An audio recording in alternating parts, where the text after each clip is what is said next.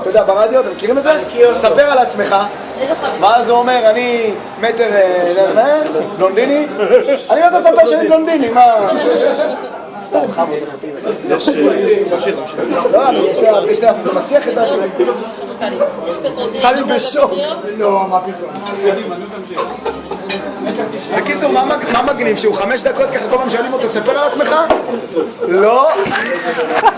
מה שהוא מספר זה את הגובה שלו ואת ה... בכל מקרה סתם. קוטי פרידמן. לא רוצים לשמוע, לא רוצים לשמוע. יעקב, תדע לך שהזמנת פה אנשים וזה והם לא רוצים לשמוע. אני עושה לך כוכב וכאילו... הנה יהודי. חכה.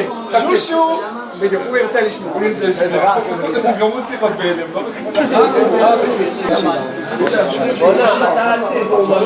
אתה לא מגיע, כי הוא התחלפה.